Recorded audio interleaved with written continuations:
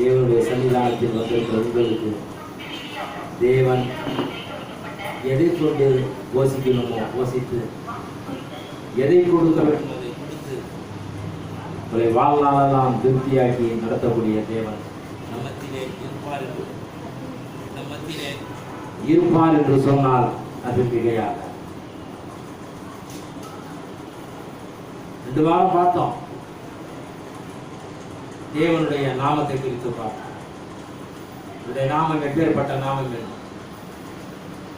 அவர் ஆவியா இருக்கிறார், பிதாவா இருக்கிறார், அவர் தேவனாய் இருக்கிறார். வேதத்தை புரிஞ்சு படிக்கிறது ரொம்ப கஷ்டமா இருக்கு, புரியவும் மாட்டேங்குது. முஸ்லீம் கேட்கிறாரு வந்து, இயேசு கிறிஸ்து சொன்னாரு என்னை கண்டவன் என் பிதாவை கண்டான். இப்ப பிதா யாரு, இயேசு யாரு? அவனுக்கு எப்படி நான் விளக்கம் சொல்ல முடியும்? அவனும் வந்து தவி ஜமாத்தில் இருக்கிறான், உறுப்பினராக இருக்கிறான். அவன் பொழுதுனைக்கு என்ன செய்யறான், தன்னுடைய செல்லில் தொழுகையை கேட்டுக்கிட்டே இருக்கான். மறுமை நாளில் நிற்கக்கூடியவர் யார், பிதாவா நபியான்னு கேட்டான். அவனுக்கு என்ன பதில் சொல்றது? இந்த வேதத்தை படித்தாத்தான், வேதத்தினுடைய வார்த்தைகள் தேவனோடு நான் அனுதினமும் இடைப்பட்டிருந்தால்தான் அவனுக்கு போதிக்கக்கூடிய அளவுக்கு தேவன் எனக்கு யாருக்கு கொடுப்பார். இப்ப இயேசு வேறு பிதாவை வேற. அப்பாவுக்கு நான் சொன்னேன், இந்த வார்த்தையை கிறிஸ்துநாதர் அழகாய் சொல்லுகின்ற பொழுது, பிதா எப்படி இருப்பாரோ அதே மாதிரி தான் இயேசு இருப்பார். அதே இல்லையா? பிதாவை அன்னைக்கு பார்க்கல யாரும். நபிகள் நாயகம் உலகத்துல பிறந்த நீ கேள்விப்பட்டிருக்கிற, அவருடைய வரலாறை படிச்சிருக்கிற, தெரியுது உனக்கு. ஆனா நபிகள் நாயகம் சொன்ன பிதாவை நீ பார்த்ததில்லை. நபிகள் நாயகம் சொன்ன நபியை பார்த்ததில்ல. ஆனா ஈசா நபி என்று சொல்லக்கூடிய அந்த இயேசு கிறிஸ்து இந்த பூமியில வாழ்ந்தார், அற்புதங்கள் செய்தார், நமக்காக பாடுபட்டார், உயிர்த்தார் என்பது வரலாறு சொல்லக்கூடிய உண்மை. நீ எதை ஏற்றுக்கப்பான்னு சொல்லி கேட்குறப்போ, இல்லைங்க நீங்க போட்டு என்னை குழப்பீங்க. இல்லை குழப்பல, இதுதான் உண்மை.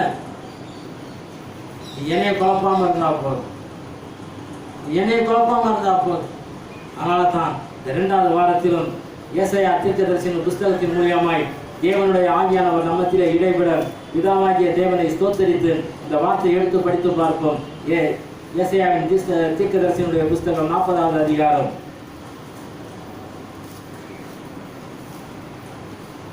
31வது வார்த்தை இப்படியாய் சொல்கிறது. கர்த்தருக்குள் காத்திருக்கிறவர்களோ புதுபெலன் அடைந்து கழுகுகளைப் போல் செட்டைகளை அடித்து எழும்புவார்கள். அவர்கள் ஓடினாலும் இளைப்படையார்கள், நடந்தாலும் சோர்ந்து போகார்கள். அல்லேலூயா. கர்த்தருக்கு காத்திருக்கிறவர்களோ புதுபெலன் அடைந்து கழுகுகளைப் போல செட்டைகளை அடித்து எழும்புவார்கள். ஒரு ஓடினாலும் இளப்படையார்கள், நடந்தாலும் சோர்ந்து போவார்கள். இந்த 40வது அதிகாரத்திலே தேவன் நம்முடைய ஜனங்களை ஆற்றி தேற்றக்கூடிய ஒரு கடைசி வார்த்தை இருக்குமே என்று சொன்னால் இந்த வார்த்தை தான். அதுக்கு முன்னால் ஒரு வார்த்தை சொல்றாரு, என் ஜனத்தை ஆற்றுங்கள், தேற்றுங்கள். ஒரு ஆசாரியன் தேற்ற முடியாது, ஒரு தீர்க்கதரிசி தேற்ற முடியாது, ஒரு ராஜா தேற்ற முடியாது. தேவனை அறிந்த மனிதன் தான் அந்த ஜனங்களை ஆற்ற முடியும், தேற்ற முடியும். அன்னைக்கு ஆற்றத்துக்கும் தேற்றத்துக்கும் ஒரே ஒரு மனுஷன் இருப்பார் என்று சொன்னால் இந்த ஏசாயாவை தவிர வேற யார் இருக்க முடியாது. இந்த ஏசாயாவை தவிர வேற யார் இருக்க முடியாது. ஏனென்று சொன்னால் ஏசாயா பிதாவினுடைய வாயாய் இருந்தார். அல்லேலூயா. பிதாவினுடைய வாயாய் இருந்தார். அதனால தான் 6வது அதிகாரத்தில் அவரை குறித்து படிக்கிறப்போ அவர் எழுதுவார், ஐயோ நான் ஆதமானே, பாவமுள்ள மனிதன், அசுத்தமுள்ள மனிதன், நான் அசுத்தத்திலே பிறந்து அசுத்தத்திலே நான் உழன்று வந்தவன். அப்பேற்பட்ட ஒளியுள்ள தேவனாய் என்னிடத்தில் பேசுகிறேன். உடைய வார்த்தையை நான் கேட்க போறேன். இந்த வார்த்தையை கேட்டா இந்த உலகம் எப்போ முடியுதோ அது வரைக்கும் இந்த ஏசாயான்ற பேரை சொல்லிக்கிட்டே இருக்க போறாங்களா? எனக்கு ஆச்சரியமா இருக்குது. நான் வருகிறேன் ஆண்டவரே என்று சொன்ன அந்த ஒரு மனிதன் தான் இந்த ஏசாயா. அல்லேலூயா. சொன்ன மனிதன் எவ்வளவோ தீர்க்கதரிசிகள், எவ்வளவோ அழைப்புகள் இருக்கிறது, எவ்வளவோ சீடத்துவ வாழ்க்கை இருக்கிறது.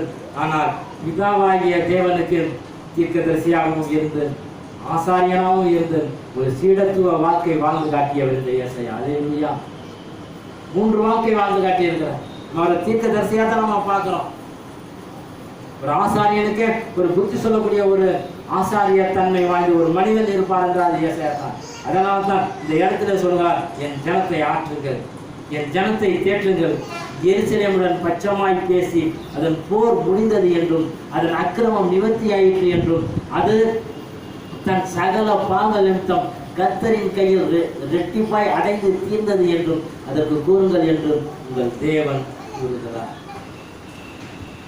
இன்னைக்கு கர்த்தருக்கு பிதாவாகிய தேவனுக்கு இன்னைக்கு காத்திருப்பதற்கு எவ்வளவு பேர் இருக்கிறாங்க. விதவிதமான ஊழியங்கள் ஊழியம் இன்னைக்கு பெருகிட்டு தான் போய்கிட்டு இருக்குது. ஆனா இன்னைக்கு காத்திருக்கிறது யாருக்கும் வழி கிடையாது. காத்திருக்கிறது இன்னைக்கு வழி கிடையாது. அதனால தான் சாலமோன் யானை அழகா எழுதுவார். தூர தேசத்திலிருந்து வரக்கூடிய செய்தி நீதிமொழியுடைய புத்தகத்தில் அழகா எழுதுவார். அது வேதனையா இருக்கும். அது விரும்பினது வரும்போது ஜீவ விருட்சம் போல இருக்கும். ஆனால் அந்த ஜீவ விருட்சம் இன்னைக்கு எப்போ வரும்? இன்னைக்கு ஜீவ விருட்சமாய் உங்களையும் என்னையும் உருவாக்கின பிதாவாகிய தேவனும் அவருடைய குமாரனாகிய இயேசு கிறிஸ்து நம்ம மத்தியிலே இருக்கிறார். அவர் தான் ஜீவ விருட்சம். இந்த ஜீவ விருட்சத்தை அன்னைக்கு வச்சாரு. ஜீவ விருட்சத்தை வச்சாரு. இந்த ஜீவ விருட்சத்தை நீ சாப்பிட்டா நீ ஜீவ விருட்சமாவே இருப்பான. ஜீவ விருட்சமாய் வந்தவருக்கு தான் நம்ம என்ன செஞ்சிருக்கிறோம்? முள்ள கொடுத்துருக்கிறோம், அடிச்சிருக்கிறோம், உழைச்சிருக்கிறோம், எல்லாம் செஞ்சிருக்கிறோம். இயேசு கிறிஸ்து 4 அதிகாரங்களை படிக்கின்ற பொழுது அவர் ஒரு அரசியல்வாதி குற்றவாளியா தான் நிற்கிறார். அரசியல்வாதி குற்றவாளியா தான் நிற்கிறார். அவரை படிக்கிறப்ப எழுதப்படுகிறது, இவர் ரோம ராஜ்யத்தை கலங்கப்படுத்தியவர், ரோம ராஜ்யத்தை கலங்கப்படுத்தியவர் என்று. ஆனால் ரோம ராஜ்யத்தை கலங்கப்படுத்த அவர் இயேசு வரவில்லை. யூதருக்கு ராஜாவாய் வந்தார். யூதரை மீட்கும் பொருளாய் வந்தார். யூதர் வழியாய் உலக மக்களை தம்முடன் சேர்த்து கொள்ள வந்தார். ஆனால் அவருக்கு காத்திருக்கிறவர்கள் எத்தனை பேர்? அவருக்கு காத்திருக்கிறவர்கள் எத்தனை பேர் சொல்லுங்க பார்க்கலாம். 2 நாளா முதல்வர் வந்தார். 2 நாளா முதல்வர் வந்தார். வழியும் பார்த்தோம். போஸ்டா என்ன சர்க்கிட் ஹவுஸ்ல இருந்து கொத்தக்கடை வரைக்கும். அவருக்கு என்ன, காரில் ஏறினவர் பாலத்தை விட்டு ஏறி இறங்கினோன்னா இங்கே பெட்ரோல் பங்கில் இருந்தது அப்படியே நடந்து போவார். அப்புறம் பாயத்தூரம் ஏறினோன்னா காரில் போவார். இது ரோடு ஷோ. ஆனால் இவரை பார்க்கறதுக்கு மணிக்கணக்காக நிற்கக்கூடிய மனிதர்கள் எவ்வளோ இருப்பாங்க. ஒருத்தன் மனுவோட நிற்கலாம், ஒருத்தன் கல்வி மனுவன்றான், ஒருத்தன் இந்த முதியோர் பென்ஷன்றான், ஒருத்தங்க பட்டான்றான், அதுன்றான், இதுன்றான். எல்லாத்தையும் அவர் வாங்கி போட்டுட்டு போய்கிட்டே இருக்கிறார். எவனுக்கு எப்போ தீர்வு கிடைக்குன்னு தெரியுது. அதுக்குள்ளே இந்த ஆட்சியும் முடிய போதா என்னன்னா அதுவும் புரியாது. ஆனால் வேதம் அழகாய் சொல்லுகிறது, மனுஷனுக்கு பயப்பட பயம் கண்ணியை வர வைக்கும். அல்லேலூயா. மனுஷனுக்கு பயப்படக்கூடிய பயம் கண்ணியை வர வைக்கும். மனிதனுக்கு பயப்பட பயம் ஆயுசு நாட்களை குறுக பண்ணும். எவ்வளவோ நம்ம படிக்கிறோம், எவ்வளவோ நம்ம படிக்கிறோம். படித்தவர்களே இப்படி இருப்பார்கள் என்று சொன்னார். எப்படி இருப்பார்கள்? வேதத்தை அறிந்தவர்களே இப்படி இருப்பார்கள் என்று சொன்னால் எப்படி இருப்பார்கள்? இந்த வேதத்துக்காக யார் காத்திருக்கிறவர்கள்? அதனால தான் நீ அதே நீதிமன்ற புத்தகத்தை எழுதுவார், வேதத்தை காத்துக்கொள்கிறவர்கள் துன்மார்க்கரோடு என்ன செய்யறாராம்? போராடுறாங்க. வேதத்தை காத்துக்கொள்கிறவர்கள் துன்மார்க்கரோட போராடுறாங்க. வீட்டிலையும் போராட்டம், வெளியிலையும் போராட்டம், சபையிலையும் போராட்டம், எல்லா இடங்களிலுமே இன்றைக்கு இந்த காத்திருப்பு என்பது மிகப்பெரிய ஒரு வேதனையாக இருக்கிறது. வணக்கம் படித்தோம், இவள் ஓயாமல் முத்தம் செய்தாள் என்று சொல்.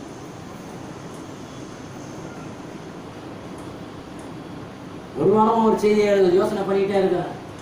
ராத்து இயேசுவை ஏன் கை கழுவுறாங்க? சரி, அதைத்தான் எடுத்து பேசலாம் சொல்லி யோசனை பண்றப்போ, சரி இதை எடுத்து பேசலாம் சொல்லி நீங்க காலையில தான் எடுத்து உட்காந்து எடுத்து படிச்சுப்பா.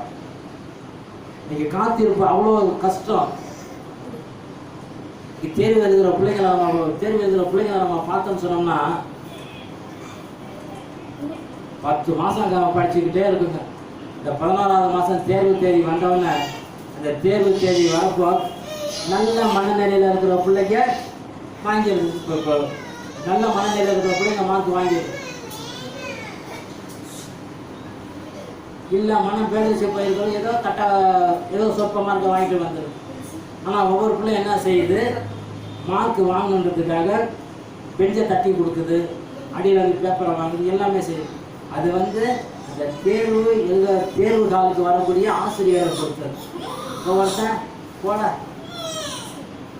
கடைசி வருஷம் பிள்ளைங்க நல்லா இருக்கட்டும், உள்ளவங்க இருக்கலாம்.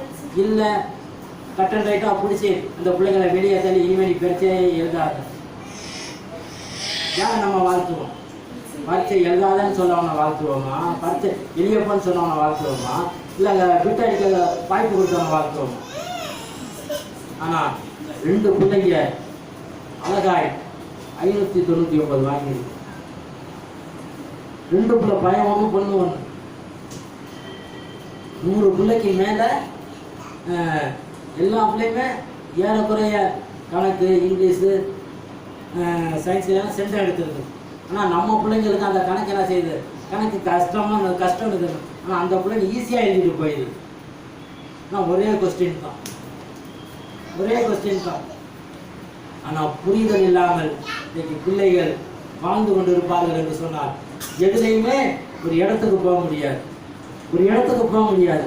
ஆனால் இந்த இடத்துல சொல்றார், கர்த்தருக்கு காத்திருக்கிறவர். நீங்க கர்த்தருக்கு யார் காத்திருக்கிறது? ஆண்டாண்டு காலமா எங்களுக்கு ஒரு மீட்பு வேண்டும், ஆண்டாண்டு காலமா எங்களுக்கு ஒரு அடைக்கலம் வேண்டும், ஆண்டாண்டு காலமா எங்களுடைய அடிமைத்தனத்திலிருந்து எங்களுக்கு ஒரு மீட்பு வேண்டும் என்று சொல்றான். பிதாவாகிய தேவன் கிறிஸ்துநாதரை இந்த பூமியில அனுப்பி கொடுத்தார். இன்னைக்கு அந்த கிறிஸ்துநாதர் பேரிலே எவ்வளவோ ஆலயங்கள், எவ்வளவோ சபைகள், எனக்கு எவ்வளவு வந்துருச்சு. ஆனால் அவர் சொன்ன நடவடிக்கைகளிலே வாழ்வதற்கு ஆட்கள் ரொம்ப குறைஞ்சிக்கிட்டே போனாங்க. எல்லாமே என்ன செஞ்சிருச்சு, வருமானமாக போயிடுச்சு. காத்திருக்கணும்னு சொன்னால் 3 படிகள் சொல்லப்படுகிறது. 1, அவன்கிட்ட எதிர்பார்ப்பு இருக்கக்கூடாது. 2வது, அவன் தனியாளா இருக்கணும். எப்படி? 1 எதிர்பார்ப்பு இருக்கக்கூடாது, 2வது தனியாளா இருக்கணும், 3வது அவன் குடும்பத்தோட வாழக்கூடாது. அல்லேலூயா. அவன் குடும்பத்தோட வாழக்கூடாது. எதிர்பார்ப்பு, குடும்பம், தனி மனிதன், இந்த 3 வாழ்க்கை இருந்தால் தான் அவன் காத்திருக்க முடியும். நீ காத்திருக்க முடியும். 3மே இல்லாம நான் காத்திருக்கிறேன்னு சொன்னா அந்த காத்திருப்புதல் வீணானது. இந்த காத்திருக்கிறத பத்தி நம்ம பேசணும்னா யோசனை பண்ணோம்னா ஒவ்வொருத்தருக்கும் ஒவ்வொரு விதமான காத்திருப்பு இருக்கும்.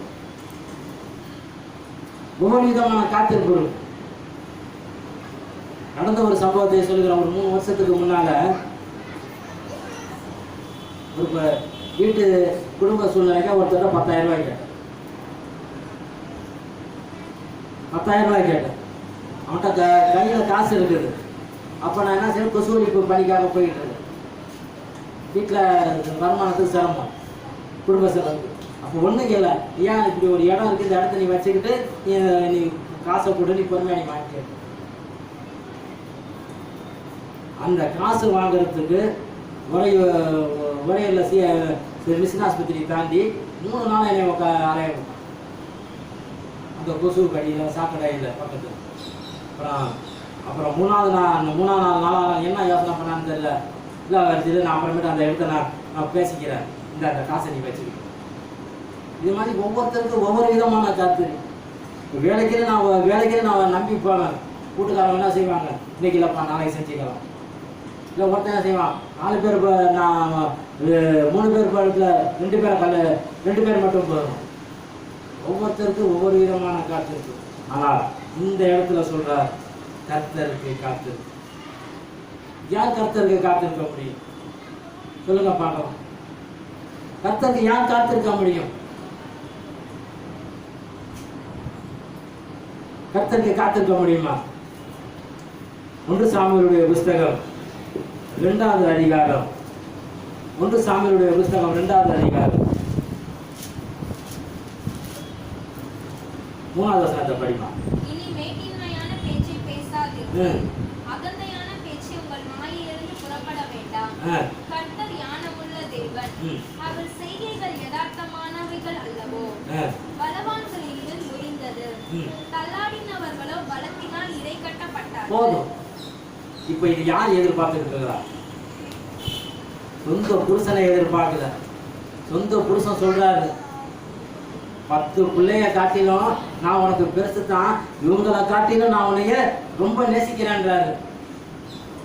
ஆனா இவருடைய தங்கச்சிக்காரி அக்காவை ரொம்ப வேறுதூரம் ஆக்கிக்கிட்டு இருக்கிறா. அக்காவை வேறுதூரம் ஆக்கிக்கிட்டு இருக்கிறா. வேறுதூரம் ஆக்கினவ அவ சொல்றா, வேறுதூரம் ஆக்கி தேவனுடைய சன்னதியில போய் எதிர்பார்ப்போட போய் நிற்கிறான். அந்த பொண்ணு எதிர்பார்ப்போட போய் நிற்கிறான்.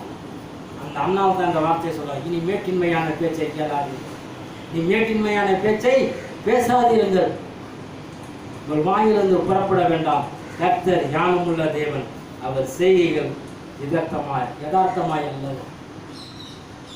இதுவரைக்கும் அண்ணாவுடைய வாழ்க்கை வேற. இப்பொழுது எருசலேமுடைய ஆலயத்தில் போய் ஜெபம் பண்ணி முடிச்சு வந்த வாழ்க்கை வேற. இதுவரைக்கும் அவள் தன்னுடைய மனுஷனையே எதிர்பார்த்துக்கிட்டு இருந்தா. யார? எல்கானாவையே எதிர்பார்த்துக்கிட்டு இருந்தா. எல்கானா எப்போ சாப்பிடுவாரு, அப்போ நம்ம சாப்பிடலாம். எல்கானா நமக்கு எப்போ தின்பண்டம் வாங்கிட்டு வருவாரு, நமக்கு கொடுப்பாரா? ஒரு ஏக்கம் இருந்துச்சு. 10 பிள்ளைங்க இவ பிச்சு போடுறாள், நமக்கு ஒரு துண்டு போட மாட்டாளா? அது ஒரு ஏக்கம், ஒரு காத்திருப்பு இருந்துச்சு. ஆனால் இவையெல்லாம் உதறி தள்ளிட்டு இந்த அண்ணா தேவனுடைய ஆலயத்தில் போய், ஆண்டவரே உமக்காய் நான் காத்திருக்கிறேன், உமக்காய் நான் காத்திருக்கின்ற பொழுது என்னுடைய வேதனைகளை நீ தீர்த்து விடும் என்று சொல்லித்தான் 2வது அதிகாரத்தில் மனிதர்களை நம்பின இந்த மனிதர்கள் என்ன சொல்கிறார்கள் பாருங்க. இப்போ 2வது அதிகாரம் 14வது வார்த்தையில ஒரு ஆசாரியனுடைய மகன் என்ன செய்யறாங்க? அதற்கான மனுஷன் இன்று செய்ய வேண்டியபடி முதலாவது கொழுப்பை தகனித்து விடட்டும், பிற்பாடு உன் மன விருப்பத்தின்படி எடுத்துக்கொள் என்று சொன்னாலும் அவன் அப்படியல்ல, இப்பொழுதே கொடு, இல்லாவிட்டால் பலவந்தமாய் எடுத்துக்கொள்வேன் என்றான். பார்த்தீங்களா மனுஷனுடைய காத்திருப்பு? பார்த்தீங்களா? ஒரு பரிசுத்த ஆலயத்திலே வந்து இந்த ஏலியினுடைய குமாரர்கள் வந்து ஏலியினுடைய குமாரன்கள் வந்து என்ன செய்யறாங்க? முதலாவது கொழுப்பை தகனிக்கிட்டு பிற்பாடவும் கொழுப்பு என்பது கொழுப்பு தின்னக்கூடாதுன்னு சொல்லி பழைய ஏற்பாட்டில் எழுதப்படுது. கொழுப்பு என்பது அது உருக்கப்படுது.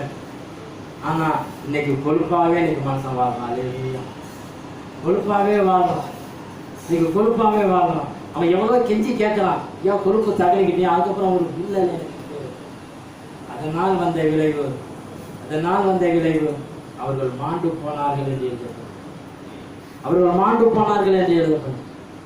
ஒரே குடும்பத்தில் 3 மரணம். மாமனார் இறந்துட்டாரு, 2 மகனுங்க இறந்துட்டான். ஒரே ஒரு மருமக இருக்கு. அவ பிள்ளை பெக்க முடியாம அவ வேதனையோடு பிள்ளை பெற்று சொல்றா, தேவனுடைய மகிமை எங்களை விட்டு நீங்கி போயிற்று, தேவனுடைய மகிமை எங்களை விட்டு நீங்கி போயிற்று என்று காத்திருக்கிறது எவ்வளவு பெரிய சிரமமா இருக்கு. இது எவ்வளோ குடும்பங்கள்ல வந்து இன்னைக்கு காத்திருக்கிறது வந்து ரொம்ப கஷ்டமா இருக்கு. இது வீட்டுல ஒரு 20 வருஷத்துக்கு முன்னால ஒரு பாய் குடும்பம் குடியிருந்துச்சு. அந்த பிள்ளை 6 பேர் அந்த பிள்ளை சின்ன பிள்ளை தான். அவன் புருஷன் எப்போ மளிகை கடையிலேருந்து எப்போ வருவானோ அப்போ தான் சாப்பிடும், எப்போ தான் டீ விடும். ஆனால் பசி எடுக்கும். ஆனாலும் அந்த பசி அந்த பிள்ளை செய்வா, முழிச்சு முழிச்சு பார்த்துக்கிட்டே இருப்பா, எப்படா வரலாம் எப்படா வரலாம். புருஷன்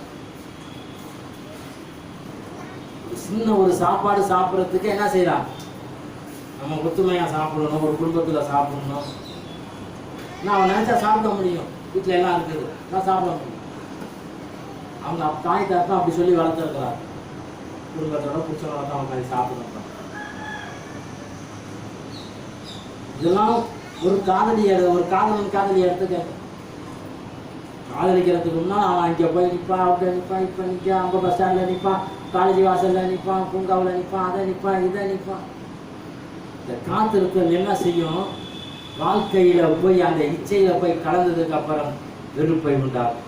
வாடா வாடா, இதுக்காக இவன் வழியை பார்த்து ஏன் வழியை, எவ்வளோ சண்டைங்க ரோட்டில் நம்ம பார்க்கணும், எவ்வளோ பேப்பரில் படிக்கிறோம். ஆனால் தேவனுக்காய் காத்திருக்கக்கூடிய மனிதர்களை தேவன் என்று எதிர்பார்த்து கொண்டிருக்கிறார். தேவனுக்காய் காத்து கொண்டிருக்கிற மனிதர்களை இன்றைக்கு எதிர்பார்த்து கொண்டிருக்கிறார். அதனால தான் இன்னைக்கு ஏசாயாவை கொண்டு தேவன் நமக்கு வார்த்தைகளை கொண்டு பேசிக் கொண்டிருக்கிறார். என் ஜனத்தை ஆற்றுங்கள், என் ஜனத்தை தேற்றுங்கள். எப்படி ஜனத்தை ஆற்ற முடியும், எப்படி தேற்ற முடியும்? எந்த ஜனமாவது பட்டினியா இருக்குதா? எந்த ஊழியக்கார குடும்பமாவது பட்டினியா இருக்குதா? எந்த விசுவாச குடும்பமாவது பட்டினியா இருக்குதா? ஜனத்துக்கிட்ட வாங்கியாவது தங்களுடைய வாழ்க்கையை வளமாக்கி கொள்ளக்கூடிய குடும்பங்கள்லாம் இருக்கிறாங்க.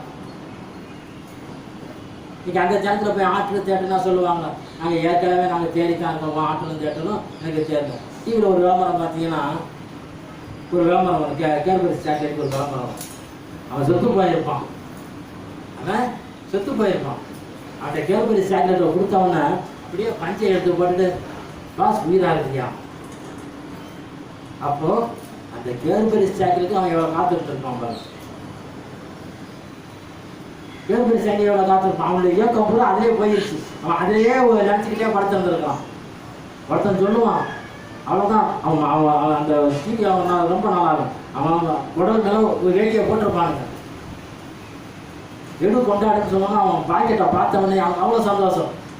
எப்படி தான் அவன் பஞ்சாயத்து தூக்கிப்பான், எப்படி தான் அவனுக்கு பிளவு வரும், என்ன வரும்னே தெரியாது. அப்படியே பஞ்சாயத்துக்கு போனால் முட்டையாக இருக்கணும். அடுத்த கேட்பான், பாஸ் இதாக இருக்குது. இப்படியெல்லாம் ஜனங்களை மயக்குவதற்கு, பொருள்கள் புரியெல்லாம் மயக்கிறதுக்கு எவ்வளோ காத்திருப்ப வச்சிடும். ஆனால் நான் காத்திருப்பது எப்படி காத்திருக்க போகிறேன், நான் எப்படி காத்திருக்க போகிறேன், எப்படி நான் காத்திருக்க போகிறேன். இன்னைக்கு அண்ணால் காத்திருந்தாங்க, அண்ணால் காத்திருந்தனால தான் 5 குமாரர்களை பெற்றெடுத்தாங்க.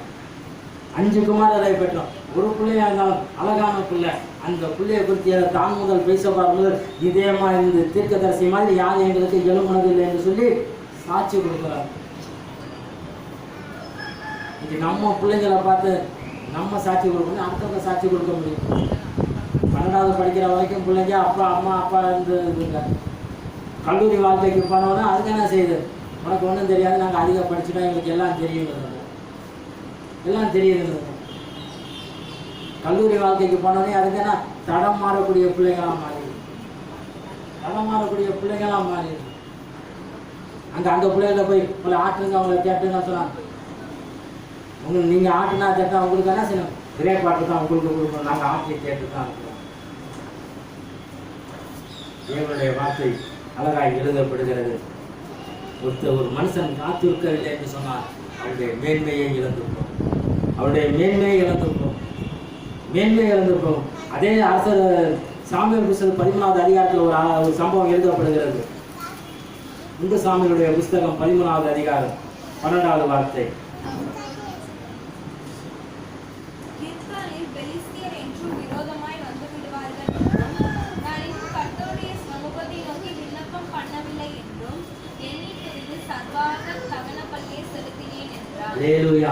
சர்வாங்க சகன பலியை நான் செலுத்தினேன் என்றார். இந்த சர்வாங்க தகன பலி செலுத்துறது யாருடைய வேலை, ஆசாரியனுடைய வேலை.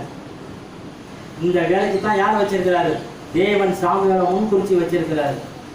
ஆனால் சாமுவேல் வரத்துக்கு கொஞ்சம் லேட்டானவன் இவன் துணிந்து போய் சர்வாங்க தகன பலிகளை யார் செய்யலாம்? இந்த சாமுவேல் செஞ்சபடி, சவுல் செஞ்சபடியினால் அவனுடைய ராஜ்ய பாரம் அவனை விட்டு நீங்கியது. அதனால தான் இந்த 12வது வார்த்தை, கில்காலிலிருந்து பெலிஸ்தியர் எனக்கு விரோதமாய் வந்து விடுவார் என்று நான் இன்னும் கர்த்தருடைய சமூகத்தை நோக்கி விண்ணப்பம் பண்ணவில்லை என்றும் எண்ணி துணிந்து சர்வாங்க தகன பலியை செலுத்தினேன் என்றான். சாமுவேல் சவுலை பார்த்து, புத்தியீனமாய் செய்தீர், உம்முடைய தேவனாகிய கர்த்தர் உமக்கு விதித்த கட்டளையை கைக்கொள்ளாமல் போனேன். மற்றபடி கர்த்தர் இஸ்ரவேலின் மேல் உம்முடைய ராஜ்யபாரத்தை என்னென்றைக்கு திடப்படுத்தும். இந்த அதிகாரத்தில் படித்து பார்த்தீங்கன்னா ராஜ்யம் முதல் அதிகாரம் சொல்லுது, 13:1 சொல்லலாம், சவுல் ராஜ்யம் பண்ணி ஒரு வருஷம் தான் ஆகுது. இந்த ஒரு வருஷத்திலேயே ஜீவன் புத்தியீனமாய் நடப்பான் என்று சொன்னால் அவருடைய ராஜ்யம் எந்த இடத்துல அவர் நிலைக்குன்னு சொன்னாரோ இன்னொரு இடத்துல அவர் சொல்லுவார், நீ கேவலமான காரியத்தை செய்தீர், இந்த கேவலமான சூனிய காரியெல்லாம் நீ அழிச்சு போட்டு அதே சூனிய காரியத்தை நீ வந்து புத்தியை நீ கேட்டதுனால நாளைக்கு என்னோடு இருப்பீர் என்றார். என்னோடு இருப்பீர் என்றார். இன்னைக்கு தேவனுடைய சன்னிதானத்தில், தேவனுடைய சமூகத்தில் இருக்கக்கூடிய நமக்கு காத்திருப்பது மிகப்பெரிய அவசியமாக இருக்கிறது. காத்திருப்பது மிகப்பெரிய அவசியமாக இருக்கிறது. அவர் அன்னைக்கு வந்து அரச பதவியவே இழந்தான். அரச பதவியே இழந்தான். ஏனென்று சொன்னால் தாவீதை வந்து சவுலை ராஜாவாக்குவதற்கு முன்பாக அவன் மனாசே குடும்பத்திலே சின்ன கோத்திரம். அன்னைக்கு இயேசு கிறிஸ்து எவ்வளவு உயரம் இருந்தாரோ அந்த உயரத்துக்கு ஈக்குவலா சவுல் இருந்தார். அந்த ஈக்குவலுக்கு எல்லாமே தோள்பட்டைக்கு கீழே தான் இருந்தாங்க. அவ்வளோ உயரம் நின்று பார்த்தா எல்லாமே தெரிவாங்க. அப்பேற்பட்ட தேர்ந்தெடுத்த ஒரு மனுஷனையே தேவன் புறக்கணிப்பார் என்று சொன்னால் இன்னைக்கு நீங்களும் நானும் ஏமாத்தோம்.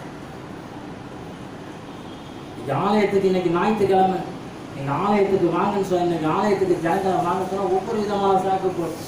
என் பொண்டாட்டி சேர்த்து தான் நான் சொல்கிறேன். ஒரு 2 மாதம் போகிறான் ஆலயமா மச்சி நம்ம அந்த தம்பியினுடைய விசேஷம் நீயே முடிவு பண்ணிக்கன்னு சொல்லி எங்கே போய் நீ ஒன்றும் செய்ய போகிறது கிடையாது. அங்கே போய் நீ ஒன்றுமே செய்ய போகிறது கிடையாது. மற்றோட பணம் என்ன பணம் கூட ஒத்தாசைக்கு உதவி செய்வேன். குழம்புக்கு சோறு வெடிப்பு தான் செய்வேன். இதைத்தான் நீ செய்ய போகிற, வேற பண்ணி ஒன்றும் செய்ய போகிறது. ஜனங்கள் மத்தியில் இந்த காத்திருப்பது என்பது மிகப்பெரிய, தேவனுக்காய் காத்திருப்பது அவங்களுக்கு கிண்டலாக போச்சு. போல இப்போ எப்போ வேணாலும் பார்த்துக்கலாம், வருஷம் பூரா தான் பார்க்கலாம். ஆனால் வரக்கூடிய தண்டனையை நாம் சகிப்போம் என்று சொன்னால் யார் தப்பிக்க முடியும்? நடந்த ஒரு சம்பவத்தை சொல்லணும்னா 2-3 வருஷத்துக்கு முன்னால அண்ணன் தீபாவளி கடைக்கு போயிட்டு வந்தார். ஆராதனையை லேட்டாக தொடங்கினார். அப்போ அவருக்கு என்ன வேதனைப்பட்டாலும் அன்னைக்கு நல்லாச்சு. அது மறாவது வாரம் என்ன வேதனைட்டு நல்லா தெரியும். தின்ற சாப்பாடு நிற்கல, வாந்தி வருது, என்ன மாத்திரை படம் நிற்கவும் மாட்டேன்.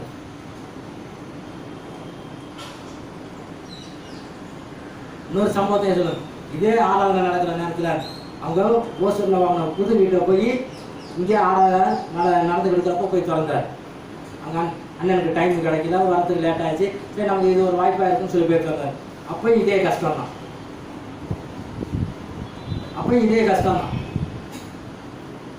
ஒரு ஆசாரியன், ஒரு தெரிந்த மனிதர்களுக்கே ஒரு தேவன் தன்னுடைய வேதனையை கொடுத்து அவர்களை தெளிவுபடுத்துவார் என்று சொன்னார். இன்றைக்கு அறியாதவர்களுக்கு, அறிந்தவர்களுக்கும் அறியாதவர்களுக்கும் என்ன கஷ்டம் யோசனை பண்ணிப்பாரு. டெய்லி நம்ம ஆலயத்துக்கு போகிறோம், ஆலயத்தில் நம்ம ஜெபம் பண்ணுறோம். இது நம்முடைய கடமை இல்லை.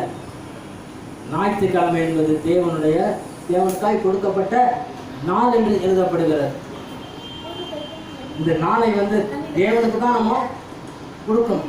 அது முதலாவது கனி என்று எழுதப்படுகிறது. முதலாவது தேவனுடைய ராஜ்யத்தை, அவருடைய நீதியை தேடுது. செய்தித்தாளில் ஒரு சம்பவம் எழுதப்பட்டது. ஒரு 4 வருஷத்துக்கு முன்னால் எழுதப்பட்டது. ஒரு மனிதன் என்ன செஞ்சான், ஒரு விளையாட்டு போட்டி நடந்துகிட்டு இருந்துச்சு. விளையாட்டு போட்டி நடந்துகிட்டு இருக்கிறப்போ எப்படியும் ஜெயிச்சிடணும்னு சொல்லி அவன் என்ன செஞ்சானா, ஊக்க மருந்தை சாப்பிட்டான். ஊக்க மருந்தை சாப்பிட்டுட்டு அவன் ஜெயிச்சிட்டான். அவனுக்கு மெடலும் கிடைச்சிருச்சு. ஆனால் நாடே அவனை போற்று வண்ணமாய் வரவேற்பு கொடுத்து அவனை வரவேற்றுச்சு. ஆனால் நடந்த சம்பவத்தை பார்க்கின்ற பொழுது, அவனுடைய ரத்தத்தை எடுத்து சோதனை செய்கின்ற பொழுது, அவனுடைய ரத்தத்திலே ஊக்க மருந்து கலந்திருக்கின்றது ரிப்போர்ட் சொல்றப்போ அவன் தன்னுடைய மெடலையே இழந்தான். தன்னுடைய மெடலையே இழந்தான், தன்னுடைய ஆசீர்வாதத்தை இழந்தான். எவ்வளோ சம்பவங்கள் நம்ம கேள்விப்படுறோம், எவ்வளோ படிச்சுக்கிட்டு இருக்கிறோம். ஆனால் 1 சாமுவேலுடைய புத்தகத்தில் எப்படி மேன்மை அடையாமல் அதே மேன்மையிலிருந்து கிடைக்குவனாலே எவ்வளோ மேன்மை சவுல் அடைஞ்சானோ அதே மேன்மையிலிருந்து கீழே அடைவான். ஒரு நிமிஷம் ஆசாரியனுக்குரிய பணியை ஆசாரியன் செய்யணும், ராஜாக்குரிய பணியை ராஜா செய்யணும். அது செய்யாதபடியினால், ரெண்டுமே வேறுபட்டபடியினால் ஒரு மனிதன் துணிந்து இந்த பாவத்தை செய்தவனால் ராஜ்ய பாரம் இருந்தது. ஆனால் தான் தொடக்கத்திலே நான் சொன்னேன், காத்திருக்க வேண்டும் என்று சொன்னார். அவன் தனி மனிதனாக இருக்கும். 2வது எதிர்பார்ப்போடு இருக்கும். 3வது அவன் குடும்ப வாழ்க்கை வாழும். நம்ம குடும்ப வாழ்க்கை வாழ்றதுனால தானே இன்னைக்கு நம்மளால காத்திருக்க முடியல. இது பொண்டாட்டி கேட்குறான், இன்னைக்கு போனா தாண்டா வளம் வைக்க முடியும். புள்ள கேட்குது, எப்பா 4 கிலோ துணியை போட்டிருக்குதுப்பா, எனக்கு ஏதாவது துணியை வாங்கி கொடுப்பா, எனக்கு நல்ல சாப்பாடு செஞ்சு கொடுப்பா, நல்ல ட்ரெஸ்ஸு வாங்கி கொடுப்பா. அப்போ நம்ம வேதத்தை வைப்போமா, குடும்பத்தை வைப்போமா, வாழ்க்கையை வைப்போமா? வேதம் பின்னாகவே போயிடும். அல்லேலூயா. வேதம் குடும்பத்தில் வாழ்ந்தோம்னா வேதம் பின்னாகவே போயிடும். நான் தனி மனுஷனா இருந்தானா அவன் வேதத்தோடு இருந்தான் என்று சொன்னால் அவன் வேதமாக இருப்பான். ஆனால் வேதத்திலே இருந்து அவன் தப்பு செஞ்சான்னு சொன்னான், அவனுடைய பேரை இவன் என்ன செய்வான், கிறுக்கி போடுவார் என்று எழுதப்படுகிறது. மத்தேயு 25வது அதிகாரம். உங்க குடும்பமே இல்லை, குடும்பத்திலிருந்து வந்திருக்கிறாங்க, இப்போ பாருங்க என்ன செய்யறாங்க. 25வது அதிகாரம்.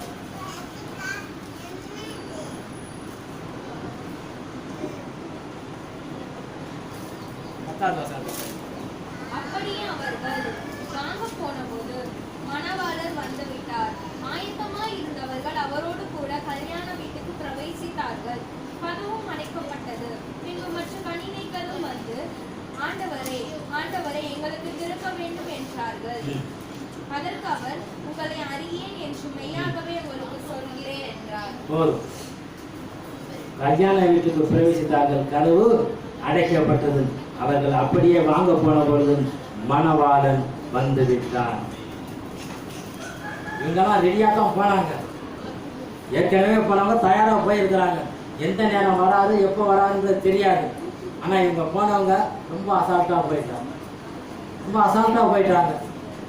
ஆனால் வந்துட்டாருன்ற செய்தி தேர்வு உங்ககிட்ட இருந்து கொஞ்சம் எண்ணெய் கொடுங்க, உங்ககிட்ட இருந்து எண்ணெய் கொடுங்க. ஒரு அலுவலகத்திலே ஒரு நேர்முக தேர்வு நடந்துச்சு. இந்த நேர்முக தேர்வு நடக்கிறதுக்கு அந்த 3 இடத்துக்கு 300 பேர் நிற்கிறோம். 3 இடம் தான் அந்த இடத்துல 300 பேர் நிற்கிறோம். அந்த 3 இடம் உயர் பதவி. 3 பதவியுமே உயர் பதவி. 300 பேர் நிற்கலாம். அதில் ஒரு பொம்பளை என்ன செய்யலாம், அந்த இடத்த நம்ம வாங்கிடணும்னு சொல்லிட்டு முட்டி மோதி ஓடுறான். அதில் 2 வயசு பிள்ளைங்க என்ன செய்யறாங்க, அந்த பிள்ளைய போகிற பிள்ளைய காலை நீக்கிடுறாங்க. அப்போ அங்கே விழுந்துடுறான். விழுந்து நேர்முக தேர்வு அந்த மதிப்பு சான்றிதழ் எல்லாமே செதறி போகும். இவங்க சிரிக்கிறாங்க. ஒருத்தன் வந்து, ஏண்டா நீங்களாம் வீட்டில் அக்கா தங்கச்சியோட பிறக்கலையா, நம்ம வீட்லேயே ஒரு பொம்பளை பிள்ளை ஒரு இடத்துக்கு வெளியே போனால் இது மாதிரி நடத்தினா நம்ம சும்மா இருப்போம், நம்ம வேதனைப்பட மாட்டோம். ஏன்டா அந்த பிள்ளைய அப்படி செஞ்சீங்க ஒருத்தன் கேட்டது. அவளுக்காக பரிந்து பேசுறதுக்காக அவனை 4 பேர் சேர்ந்து அடிச்சாங்க. அவனை என்ன தகாத வார்த்தையெல்லாம் சொன்னான்.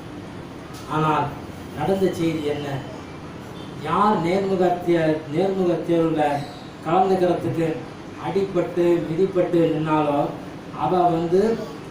அவ தான் அந்த தொழிற்சாலையிலேயே முதன்மையான மேனேஜர். இவன் இந்த அம்மா வந்து உட்காந்து இருக்குது. இவரை அடித்தவன் கொட்டினவன் வந்து நிற்கிறானுங்க.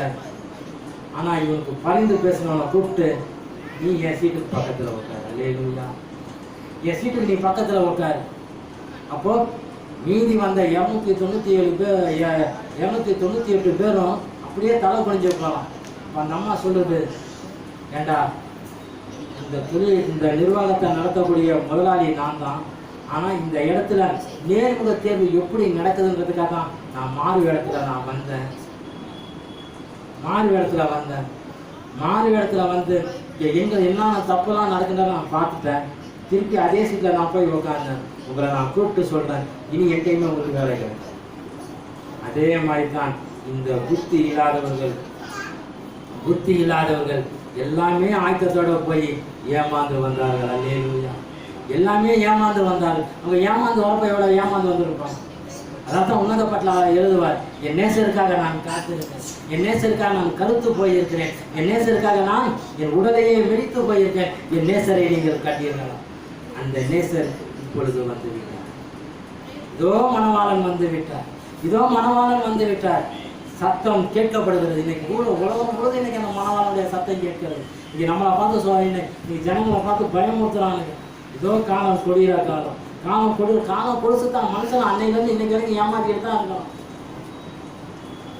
எப்படி ஏமாற்றணும், எப்படி ஏமாற முடியுமா ஏமாற்றிக்கிட்டு தான் நம்மளும் ஏமாந்து வாழ்க்கையை ஓட்டிக்கிட்டு தான் இருக்கணும். புத்தியாக இருக்கிறோன்றோம், தெளிவாக இருக்கிறோம். ஆனால் நம்ம செய்யலாம், நம்மளும் ஏமாந்து தான் போகிறோம். ஆனால் மணவாளுடைய சத்தத்தை கேட்கக்கூடியவர்களாக இருப்போம் என்று சொன்னால் நம்மிடத்திலே ஒரு காத்திருப்பு அவசியம்.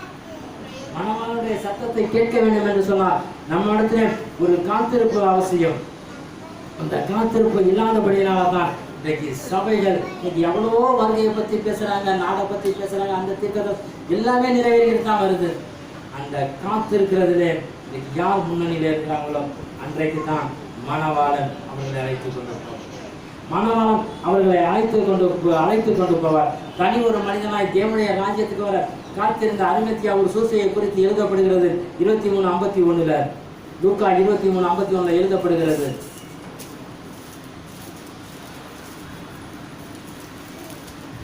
அவன் யூதருடைய பட்டணங்களில் ஒன்றாகிய அரிமத்தியாவிலிருந்து வந்தவனும் தேவனுடைய ராஜ்யத்திற்கு காத்திருந்தவனும் யூதர்களுடைய ஆலோசனைக்கும் செய்கைக்கும் சம்மதியாதவனுமாய் இருந்தான். போதும்.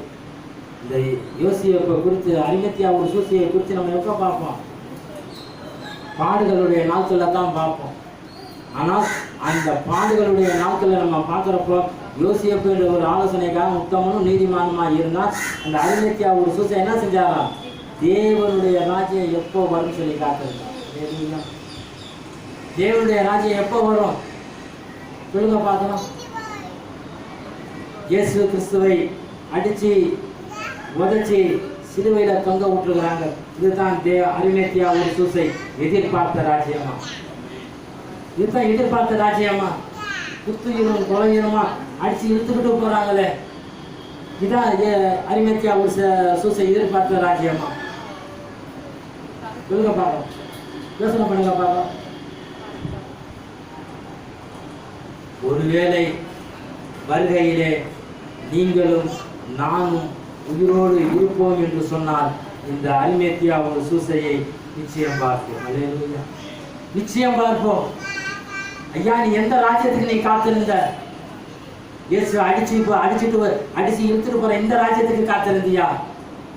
இல்ல பிதாவினுடைய ராஜ்யத்தை, இதுவரைக்கும் நான் குடிக்காத ரசத்தை நீ வருகின்ற பொழுது நீ எங்களுக்காக கொடுக்க போற ராஜ்யத்துல நானும் உன் மத்தியில பங்கு கொள்வேன் என்று இருப்பேன் என்று சொன்னீரே, அந்த ராஜ்யத்துக்கு காத்திருந்தா என்று நாம் நினைக்கிறோம். கேட்கிறோம். அந்த கேட்கக்கூடிய ராஜ்யத்துக்கு பங்குள்ளவர்களாய் நாம் மாறுவோமா? அதை யோசனை பண்ணிட்டோம். அதனால தான் தனி மனிதனாய் இருந்து அவனோடு ஒரு பிச்சைக்காரனாய் இருந்து ஒரு வேதம் அவன்கிட்ட இருக்குமே என்று சொன்னால் அன்றைக்கு அரிமத்தியா ஒரு சூசை நிச்சயம் பார்ப்போம். நம்ம இந்த ஊர்ல நம்ம புறக்கணிக்கப்பட்டவங்க, வேதனைப்பட்டவங்க ஒன்றும் இல்லை, எதுவுமே. ஆனால் நம்மகிட்ட தேவனுடைய வார்த்தை இருக்குமே என்று சொன்னால் அருமையா ஒரு சுசை ஆவியிலே பார்த்து முகமுகமாய் அவரை தரிசனம் செய்யும். அவர் என்ன ராஜ்யத்துக்கு அவர் காத்திருந்தார்? ஆலோசனை சங்கத்தும் உடன்படல. ஆலோசனை சங்கத்துக்கு உடன்படல. அவருக்கு தீர்ப்பு சொல்லாதீங்க, அதுலேயும் அவர் விலகி நிற்கிறார். ஆனால் அவருடைய ராஜ்யம் அவருடைய வருகையை எதிர்நோக்கி கொண்டிருந்தது. அவருடைய வருகையை எதிர்நோக்கி கொண்டிருந்தது. அந்த வருகையிலே நிச்சயம் அரிமேத்தியா ஒரு சூசியை நிச்சயம் பார்ப்பார். அதனால தான் 2 ராஜாக்களுடைய புஸ்தகத்தில் அழகாக எழுதப்படுகிறது. 2வது அதிகாரம் 2 ராஜாக்களுடைய புஸ்தகம்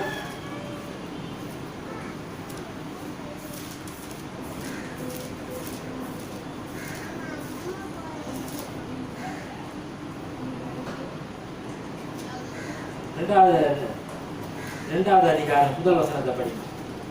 கர்த்தர் எலியாவை சுழல் காற்றிலே பரலோகத்திற்கு எடுத்துக்கொள்ள போகிறபோது எலியா எலிசாவோடு கூட கில்காலிலிருந்து புறப்பட்டு போனான். எலியா எலிசாவை நோக்கி, நீ இங்கே இரு, கர்த்தர் என்னை பெத்தேல் மட்டும் போக அனுப்புகிறார் என்றான். அதற்கு எலிசா, நான் உம்மை விடுகிறதில்லை என்று கர்த்தரின் ஜீவனையும் உம்முடைய ஜீவனை கொண்டு சொல்கிறேன் என்றான். அப்படியே இருவரும் பெத்தேலுக்கு போனார்கள். 2 பேர் இருந்தாங்க. ஒருத்தர் சுழல் காட்டுல போறாரு, இந்த பூமியில வாழ போறாரு. இந்த பூமியில வாழ்ந்தவர் என்ன எப்படி வாழ்ந்திருக்கிறாரு? அவருடைய வரலாறு நான் போனதுலே சொன்னேன். 12 ஏர் மாடு வச்சு உழுதவர், அவ்வளவு பெரிய நில சுமந்தார், நில கனமானவர், நில கனவான், அவ்வளவு பெரிய பணக்காரர். எல்லாத்தையும் இருக்கிற ஆடு மாடு தான் ஓட்டிக்கிட்டு வந்த ஏறு மாடு எல்லாத்தையும் உடச்சி போட்டு சோறாக்கி தின்னுபிட்டு எல்லாத்தையும் போனா நான் தேவனுடைய ஊழியத்துக்கு போறேன்னு போனார். ஆனால் இப்பொழுது அவருக்கு எதிர்பார்ப்பு போறாரு. எல்லா கில்காலில் இருக்கிற தீர்க்கதரிசியெல்லாம் சொல்றாங்க, கில்காலில் இருக்கிற கில்காலில் தான் ஏற்கனவே 50 தீர்க்கதரிசியை வெளியே ஒளிய வச்சிருக்கிறாரு. இந்த தீர்க்கதரிசியெல்லாம் பார்த்துக்கிட்டு இருக்கிறாங்க, எங்கள் தேவனை எப்படி எடுத்துக்குவாரு. அவங்கெல்லாம் மாமிச கண்ணில் ஆவின் கண்ணில் இருக்கிறாங்க. இந்த ஆவின் கண்ணில் இருக்கிறவங்க சொல்றாங்க, எலியா கிட்ட சொல்றாங்க, எலிசாவை எடுத்துக்க போறாரு, நீ என்ன செய்ய போற? அதை போடா, அது எனக்கு தெரியும். அதுக்கு தான் ஒரு ஆசீர்வாதம் கொடுக்கிறார். அந்த 2வது அதிகாரத்திலே அவர் அழகா எழுதப்படுகிறது. 3வது வசனம் 9-10 படிக்கலாம். அவர்கள் அக்கறைக்கு பட்ட பின்பு எலியா எலிசாவை நோக்கி, நான் உன்னை விட்டு எடுத்துக்கொள்ளப்படுகிறதற்கு முன்னே நான் உனக்கு செய்ய வேண்டியது என்ன என்று கேள் என்றான். அதற்கு எலிசா, உம்மிடத்தில் உள்ள ஆவியின் வரம் எனக்கு இரட்டிப்பாய் கிடைக்க வேண்டும் வேண்டுகிறேன் என்றான். போதும், அல்லேலூயா. உன்னுடைய ஆவியினுடைய வல்லமை எனக்கு இரட்டிப்பாய் கிடைக்கும். ஐயா, என்னுடைய தகப்பனே, இனிமே நான் உன்னையே பார்க்க முடியாது, உன்னை நான் பார்க்க முடியாது. இந்த பூமியில நீ வாழ்ந்த பொழுது என்ன வல்லமையோடு ஊழிய செய்தியோ அந்த வல்லமை எனக்கு கொடு, அந்த வல்லமை எனக்கு கொடு. இன்னைக்கு எவ்வளவு பேர் இன்னைக்கு கேட்பாங்க, எவ்வளவு ஊழியக்காரங்க கேட்பாங்க. இன்னைக்கு என்ன பேய் ஓடுதுன்றா, அது ஓடுதா, அப்படின்றா இப்படின்றா, எல்லாமே நடக்குதுயா. ஆனால் சாதாரண ராயப்பர் நடந்து போன அந்த நிழல் பட்ட மாத்திரத்திலே அந்த கிணியாளிகளை கொண்டு வந்து போட்டார்கள் என்று அப்போஸ்தலருடைய நடவடிக்கைகள். அவர் நிழல் நம்பாங்க, அவருடைய நிழல் என் மேலேயாவது சாயிட்டுமா, அந்த நிழலாவது என் மேல படட்டுமான்னு சொல்லி அவ்வளவு நோயாளிங்க காத்திருந்தாங்க. ஆனால் இன்றைக்கு எலியாவை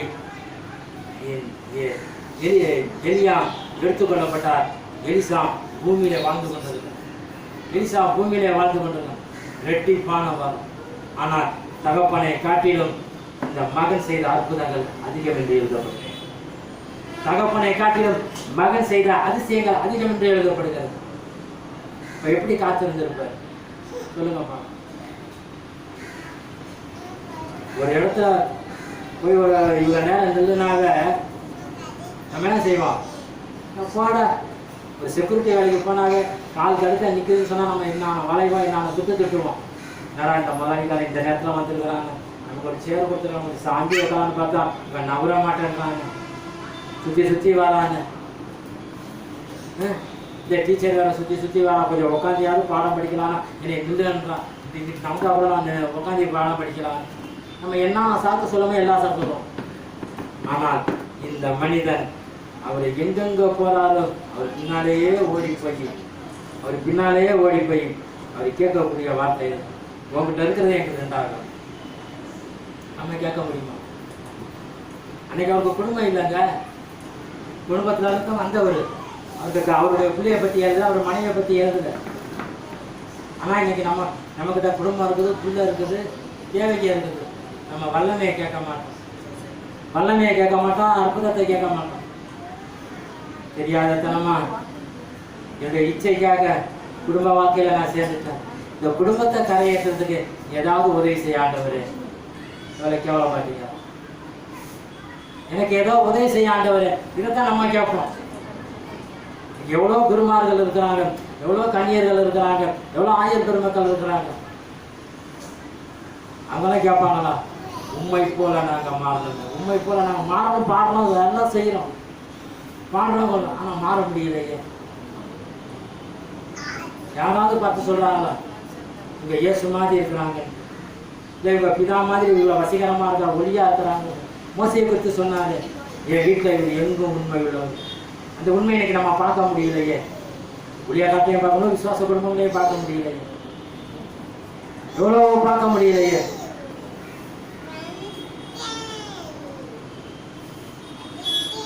இன்னைக்கு காத்து இருக்கிறது எவ்வளோ வேஸ்டா இருக்குது.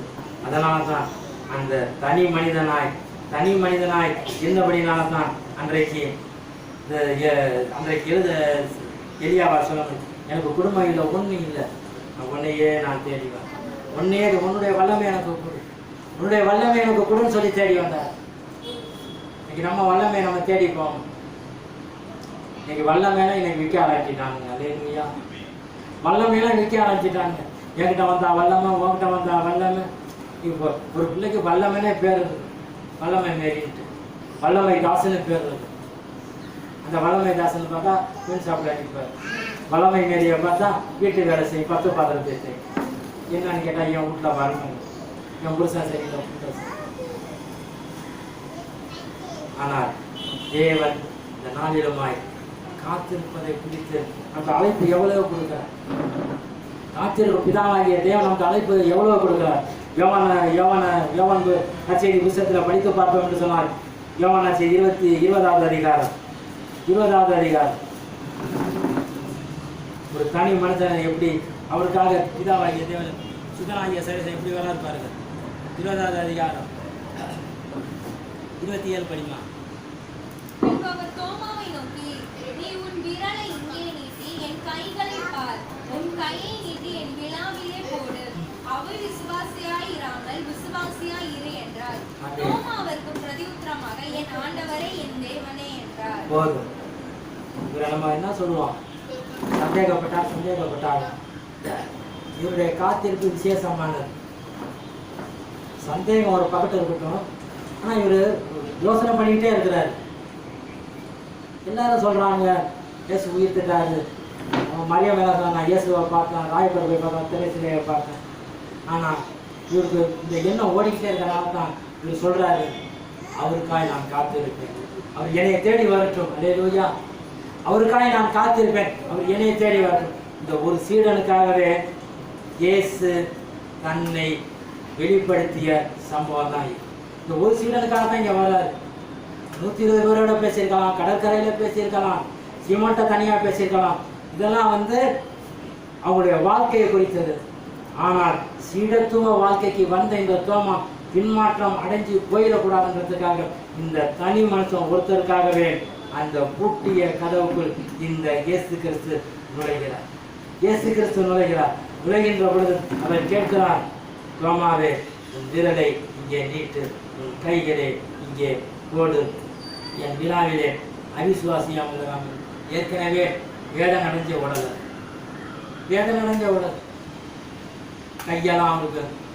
கையெல்லாம் வலிக்கும், விழாவெல்லாம் வலிக்கும். அப்போ அவர் உயிர்த்தெழுந்ததுக்கு அப்புறம் அதே காயத்தோட தான் தோமா கிட்ட வந்து நிற்கிறார். அதே காயத்தோட தான் நிற்கிறார். அப்போ விழாவில் போடுன்னு சொல்றப்போ அந்த விழா கிட்ட போறப்போ தோமாவுடைய மனசு எப்படி இருக்கு? அப்படியே கட்டி பிடிச்சிட்டாரு. என் ஆண்டவரே, என் ஆண்டவரே, என்னுடைய தேவனே, உண்மை போல நான் இந்தியாவுக்கு நான் போகிறேன். உண்மை போல நான் இந்தியாவுக்கு நான் போகிறேன். இந்த விழாவில் சிந்திய இந்த ஆவியினுடைய முதல் பச்சை ரத்தத்தை இந்தியாவில் போய் நான் சிந்துற ஆண்டவரே. கடந்து வந்தார் 52 வருஷம். 52வது வருடத்திலிருந்து அவர் ஊழியர் செய்த பகுதிகளை இந்தியாவில் எழுதப்படுகிறது. ரத்தம் தோய்ந்த நிலத்திலே முதலாவது ரத்த வேர்வையாகிவிட்டு நமக்கெல்லாம் உயிர்த்த விழாவை காட்டினர். ஒரு உன்னத மனுஷன் இருப்பார் என்று சொன்னார், அவர் தோமா தான். அல்லேலூயா.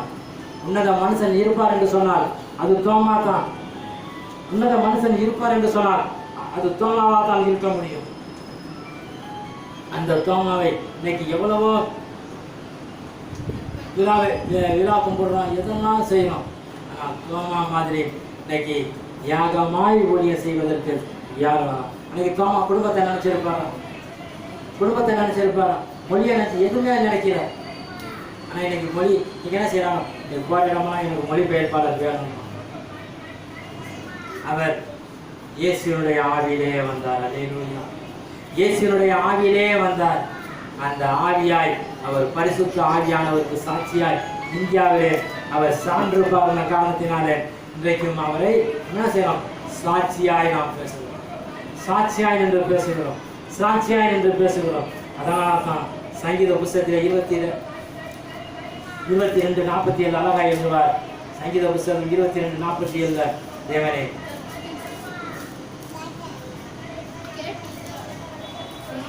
47 அழகாய் எழுதுவார்.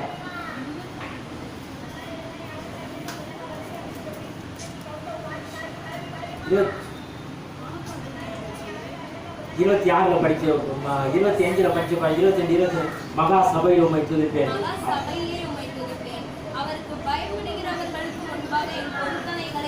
அல்லேலூயா. அவருக்கு யார் பயந்திருந்தார்களோ அவர்களுக்கு முன்பாக அந்த தோமா தன்னுடைய பொருத்தனையான ரத்தத்தை கொடுத்தார். அல்லேலூயா. தன்னுடைய பொருத்தனையான ரத்தத்தை கொடுத்தார். இன்னைக்கு நம்ம பேசுறோம், அவர் சந்தேகப்பட்டார், அதப்பட்டார், இதை செஞ்சாருன்னு. அவர் சந்தேகம் அடைந்தது வந்தது இயேசு கிறிஸ்து தானா என்பதை ஒரு தெளிவுபடுத்தி, இரண்டாவது காத்திருந்த பொழுது வந்தவர் இயேசு கிறிஸ்து தான் என்கிட்ட வந்திருக்கிறார் சொல்லி திரும்பவும் சாட்சி சொன்னார். அதனால தான் இன்றைக்கும் அவருடைய திரு ரத்தத்தை மயிலாப்பூர்ல ஊற்றி கொடுத்தது. அதற்கு பின்னால் தான் சபைகள்லாம் இன்னைக்கு வளர்ந்து வந்திருக்குது. சபைகள்லாம் எவ்வளோ வந்திருக்குது. இன்னைக்கு கேரளாவில் கிறிஸ்தவங்களை பாருங்க, நாங்கள் மலபார் கிறிஸ்தவன் சொல்றோம், நாங்கள் அவ்வளோ உண்மையான கிறிஸ்தவன் சொல்றோம். ஆனால் இன்னைக்கு கிறிஸ்தவன் சொல்றானா எல்லா கபடும் எல்லா வேதனையும். ஆனால் காத்திருக்கிறவர்களுக்கு கடைசியாய் தேவன் தரக்கூடிய ஒரு ஆசீர்வாதத்தை பவுல் அப்போஸ்தலன் மூலமாய் நமக்கு சொல்லுகிறார். 1 கொரிந்தியருடைய புஸ்தகம் 15வது அதிகாரம். 1 கொரிந்தியருடைய புஸ்தகம் 15வது அதிகாரம். எல்லாரும் இந்த மரணத்தில் தான் படிப்பாங்க, நம்ம படிச்சு பார்ப்போம். 15வது அதிகாரம் 51வது வசனத்தை படிப்போம். இது ஒரு ரகசியத்தை உங்களுக்கு அறிவிக்கிறேன், நாம் எல்லாரும் நித்திரை அடைவதில்லை.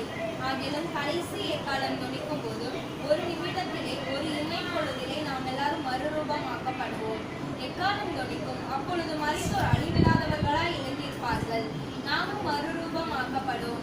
அழிவுள்ளதாக இது ஒரு ரகசியத்தை உங்களுக்கு அறிவிக்கிறேன். காத்திருக்கிறவர்களுக்கு தேவன் தரக்கூடிய ஒரு ஆசீர்வாதம் இதுதான். அன்னைக்கு கண்ணை மூடிக்கிட்டு இருக்கிறவங்க இந்த ஆசீர்வாதத்தை பார்க்க முடியாது. கண்ணை மூடிக்கிட்டு இருக்கிறவங்களுக்கு இந்த ஆசீர்வாதம் கிடையாது. மேலே நிற்கிறவங்களுக்கு தேவன் ஒரு எச்சரிப்பு கொடுக்கிறார். மேலே நிற்கிறவங்களுக்கு உழைச்சவங்களுக்கு முன்னால ஆசாரியன் மன்ன தூரத்துக்கு முன்னால முடிச்சிருக்கிறவங்களுக்கு ஒரு எச்சரிப்பு கொடுக்கிறார். என்ன எச்சரிப்பு? இதோ ஒரு ரகசியத்தை உங்களுக்கு அறிவிக்கிறேன், நாம் எல்லாரும் நித்திரை அடைவது இல்லை. ஆகிலும் கடைசி காலம் துணிக்கின்ற பொழுது ஒரு நிமிஷத்திலே ஒரு இமை பொழுதிலே மறுரூபமாக்கப்படுவோம். எப்போ சொல்லுவாங்க? மரணத்தினுடைய சபை பெட்டியை அடக்கம் வச்சதுக்கு அப்புறம் சொல்லுவாங்க. அவன் இறந்தவங்க கடவுளுக்குள்ள செத்தானா, சரீரத்தில் செத்தானா, நோயில செத்தானா, எதுல செத்தான்னு டாக்டருக்கும் அந்த குடும்பத்துக்கும் தான் தெரியும். ஊழியக்காரர் மொத்தமாக எல்லாத்துக்கும் பொதுவாக சேர்த்து சொல்லிட்டு போயிடுவார். ஆனால் பவுல் அப்போஸ்தலன் ஒரு காத்திருக்கிறதில்லை உண்மையாய் சொல்கிறார். ஒரு ரகசியம், இது ஒரு பெரிய ரகசியம். நீங்கள் காத்திருந்தால் அந்த ரகசியத்திலே நீங்கள் பங்கு கொள்வீர்கள். அல்லேலூயா. நீங்கள் காத்திருந்தால் அவருடைய தரிசனத்தை நீங்கள் பார்ப்பீர்கள். நீங்கள் காத்திருந்தால் தேவனுடைய ராஜ்யத்திலே பங்கு கொள்வீர்கள். இந்த காத்திருக்கிறத எத்தனை பேர் நிற்க போறோம்? எத்தனை பேர் நிற்க போறோம்? எத்தனை பேர் நிற்க போறோம்? எந்திரிச்சு நிற்போம். ஆண்டவரே, உங்களுடைய காத்திருக்கிறத நாங்கள் நிற்போம் ஐயா, நாங்கள் நிற்போமா. ஆனால் யோசிப்பை குறித்து பேசியிருக்கிறோம் ஐயா. இந்த ராஜ்யம் வர காத்து நீ அழுகையோடும் துன்பத்தோடும் வேதனையோடும் ரத்தம் சொட்ட சொட்ட எருசலேம் நகரத்தில் போறப்போ அந்த ராஜ்யத்துக்கு காத்திருந்தாரா இல்லை உங்களுடைய வருகையின் ராஜ்யத்துக்கு காத்திருந்தாரா நாங்கள் தெரியலையே ஐயா. ஆனால் இந்த நாளிலுமாய் என் ஜனத்தை ஆற்றுங்க, என் ஜனத்தை தேற்றுங்க. அன்னைக்கு வேதத்தை போதிக்கிறதுக்கு ஆசாரியர் இல்லை. இந்த ஏசாயா புத்தகத்தில் வேதத்தை போதிப்பதற்கு ஆசாரியர் இல்லை. வழி நடத்துவதற்கு ஊசியா ராஜாவை போன்ற ராஜாக்கள் இல்லை. எல்லாருமே ஜனங்கள் தரிகட்டு போனார்கள் என்று எழுதப்படுகிறது. அன்னைக்கு மாதிரி தான் இன்னைக்கு வேதத்தை ஒவ்வொருத்தருக்கும் ஒவ்வொரு விதமா போதிக்கிறாங்க. ஒவ்வொருத்தரும் ஒவ்வொரு விதமா போதிக்கிறாங்க. ஒருத்தர் ஆசீர்வாதத்தையே ஒருத்தர் சொல்றாரு, ஒருத்தர் கஷ்டத்தையே சொல்றாரு, ஒருத்தர் சுகத்தையே சொல்றாரு, ஒருத்தர் செழிப்பையே சொல்றாரு. ஆனால் நாம் எல்லாத்தையுமே படிக்கிறோம், எல்லாத்தையுமே கேட்கிறோம். இந்த வேதம் எனக்கு புரியலையே, இந்த வேதம் எனக்கு புரியலையே, அதுக்காக நம்ம காத்திருப்போமா? இந்த வேதம் எனக்கு தெரியலையே, நமக்காக மனுஷனுக்காக நம்ம காத்திருக்கோம். மனுஷனுக்காக போய் காத்திருக்கோம். எவ்வளோ நடைமுறை சம்பவங்கள் எவ்வளோ நம்ம கேட்டிருக்கோம். அந்த உமக்காய் நாங்கள் காத்திருக்கின்ற பொழுது அந்த பரலோகத்தினுடைய மேன்மையை விட்டு மேல் வீட்டு அறையிலே அந்த 120 பேரையும் உடைய ஆவியால் நிரப்பி மறு இயேசுவாக மறு ஆவியானவராக இந்த பூமியெல்லாம் அனுப்பினீரே. இந்த 2வது வாரத்திலே உண்மை குறித்து நாங்கள் தியானித்திருக்கிறோம். உலக பாடுகளிலே, உலக வேதனையிலே, உலக சிற்றின்மன்களை நாங்கள் வாழ்ந்து கொண்டு இருக்கிறோம் ஐயா. எங்களை ஆற்றை தேற்ற மாட்டீரா ஆண்டவரே. யார் யாருக்கு அழைக்க வேண்டுமோ, யார் யாருக்கு எதை கொடுக்க வேண்டுமோ அவரோடு அளிக்கக்கூடிய பலன் வருகிறது என்று எழுதப்பட்டிருக்கிறது. என்னுடைய வாசல் படியிலே நித்தம்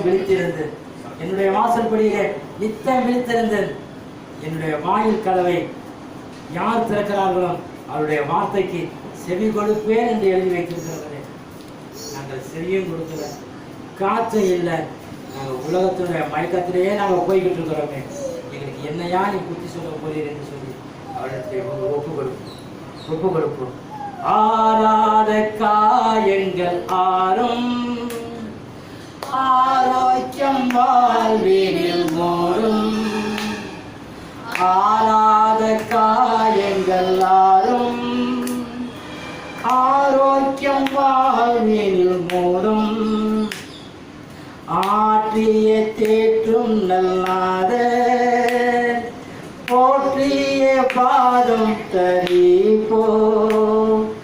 அநாதி தேவன் அடைக்கலப்பாரில் அநாதையாவது இல்லை.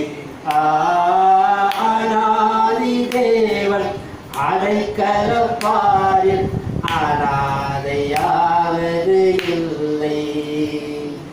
ஆனந்த துதி ஒளி கேட்கும், ஆடல் பாடல் சத்தமும் தொனிக்கும். ஆகாய விண்மீனாய் அவர் ஜனம் பெருகும், ஆண்டவர் வாக்கு பலிக்கும்.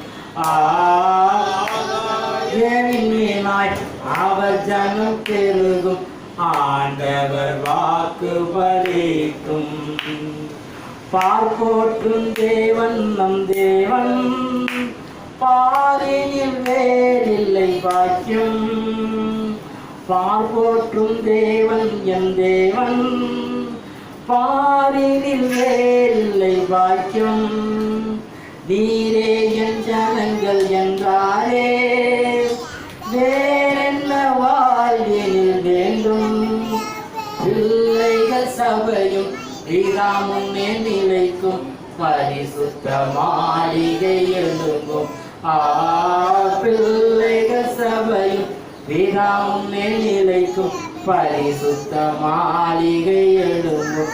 ஆனந்த துதி ஒலி கேட்கும், ஆடல் பாடல் சத்தமும் தொழிக்கும். ஆகாய விண்மீனாய் அவர் ஜனம் பெருகும், ஆண்டவர் வாக்கு பலிக்கும். ஆமாங்க. என் ஜனத்தை ஆற்றுங்கள், என் ஜனத்தை தேற்றுங்கள். ஆற்றுகிற ஒரு ஆசீர்வாதமும் தேற்றுகிற ஒரு ஆசீர்வாதமும் நாங்கள் காத்திருக்கின்ற பொழுது எங்களுக்கு தரக்கூடியவர் நீர் ஐயா, தரக்கூடியவர் நீர்.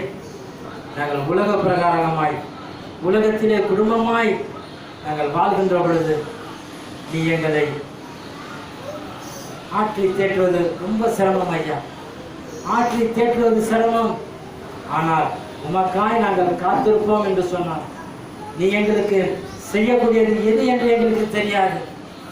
அதையே ஏசாயா புத்தகத்தில் படிக்கின்ற பொழுது, ஏசாயா புத்தகத்தில் அழகாக வார்த்தை எழுதப்படுது, நமக்கு காத்திருக்கிறவர்களுக்கு நீ செய்யக்கூடிய அதிசயம் கண்களால் கண்டதும் இல்லை, செவியால் உணர்ந்ததும் இல்லை, ஆவியிலே அதை வெளிப்படுத்தக்கூடிய தேவன் எழுதப்படுகிறது. ஆவியிலே வெளிப்படுத்தக்கூடிய தேவன் எழுதப்படுகிறது. ஆண்டவரே, நாங்கள் உன் சன்னிதானத்திலே இந்த ஓய்வு நாளிலே காத்திருந்து இந்த வார்த்தையை நாங்கள் கேட்டோம், காத்திருந்த வார்த்தையை கேட்டிருக்கிறோம் ஐயா. ஒரு தோமாவுக்காக பூட்டிய வீட்டுக்குள் வந்தவர் இன்றைக்கு திறந்த வெளியிலே, திறந்த மைதானத்திலே இந்த வார்த்தையை நாங்கள் பேசிக்கொண்டிருக்கிறோம் ஐயா. ஆண்டவரே, நாங்கள் எதிலே காத்திருக்கிறோம் என்று சொல்லி எங்களுக்கு வெளிப்படுத்தி எங்களுக்கு ஆசீர்வாதத்தை தாரும் ஐயா, எங்களுக்கு வெளிப்படுத்த. அன்பின் பரலோக பிதாவே, இந்த நாள் நன்றி கர்த்தாவே. எஸ்ஐயா 40 அதிகாரத்திலே கர்த்தருக்கு காத்திருப்போம், புது பலனை அடைந்து கழுகளை போல செட்டை அடைப்பார்கள் என்று சொல்லியிருக்கிறார். அதனுடைய புது பலன் என்ன? எங்களுக்கு என்ன பலன் இருக்கிறது? நாங்கள் எந்த பலன்ல ஓடுறோம், எந்த பலன் வைத்திருக்கிறோம் என்றால் எங்களுக்கு சிந்தனையாக இருக்கிறது. கர்த்தருடைய பலன் எங்களுக்குள் வருமானால் நாங்கள் ஆளவும் அதிகாரம் பண்ணவும் எங்களுக்கு அடிச்சோடா வைத்திருப்பதற்காக நன்றி கர்த்தாவே. நல்ல ஒரு சிலாக்கியத்தை கொடுத்திருப்பதற்காக நன்றி கர்த்தாவே. அபிரகாம் கொடுத்த உன்னுடைய பலன் அவர் கடைசி வரைக்கும் நீங்க நாமும் பெருசாக பேசக்கூடிய சிலாக்கியமாக இருக்கிறது. பவுலடியான் கொடுத்த உன்னுடைய நாமம், உன்னுடைய வல்லமை அவர் பெரிதாக சொல்வதற்காக நன்றி கர்த்தர். கர்த்தருடைய வல்லமையிலே நான் மேன்மை அடைந்திருக்கிறேன் என்று சொன்ன பவுலடியான போல எங்களை மாற்றும். இந்த நாளிலே எங்களோடு பேசும் ஐயா, ஒவ்வொரு காரியங்களும் வார்த்தைகளை கொண்டு பேசிய தேவன். ஆகவே எலியாவும் எலிசாவும் எங்கள் கூட இருந்ததுனால எப்படிப்பட்டவர்கள் எப்படி இருக்க வேண்டும் என்று சொன்னதுக்காக நன்றி கர்த்தாவே. நல்ல ஒரு சாக்கியத்தான் ஐயா, எங்களுக்கு என்ன பலன் இருக்கிறதோ அந்த பலனை புது பலனாய் மாற்றுவதற்காக நாங்கள் என்ன செய்ய வேண்டும், அதை எப்படி மாற்ற வேண்டும் என்று எங்களுக்கு நல்ல அறிவுகளை தந்து நல்ல சிந்தனைகளை தந்து மாற்றுவதற்காக நன்றி கர்த்தாவே. மகிமைப்படுத்துங்க. கேட்ட வசனத்தின் பிரகாரம் எங்களை உயிர்ப்பையும் கேட்ட ஒவ்வொரு வசனங்களும் எங்களுக்குள்ளே ஆணியாய் பாயக்கூடிய சிலாக்கியத்தை எங்களை மாற்றக்கூடிய சிலாக்கியத்தை தருவதற்காக நன்றி கர்த்தாவே. நல்ல ஒரு சிலாக்கியத்தால் ஆசீர்வதி மகிமைப்படுத்தும். இப்ப இயேசு மூலம் கேட்கிறேன் நல்ல பிதாவே. என் ஆத்மாவே கர்த்தரை ஸ்தோத்திரி, என் உடலுமே பரிசுத்தமாவே ஸ்தோத்திரி. என் ஆத்மாவே கர்த்தரை ஸ்தோத்திரி, கர்த்தர் செய்கிற சகல உபகாரங்களையும் கர்த்தராகிய இயேசு கிறிஸ்து கிருபை மனிதனுடைய எல்லா காரியங்களையும் ஆசீர்வாதமாய் தருவதற்காக நன்றி கர்த்தாவே. ஹல்லேலூயா, ஹல்லேலூயா, ஸ்தோத்திரம், ஸ்தோத்திரம், ஸ்தோத்திரம்.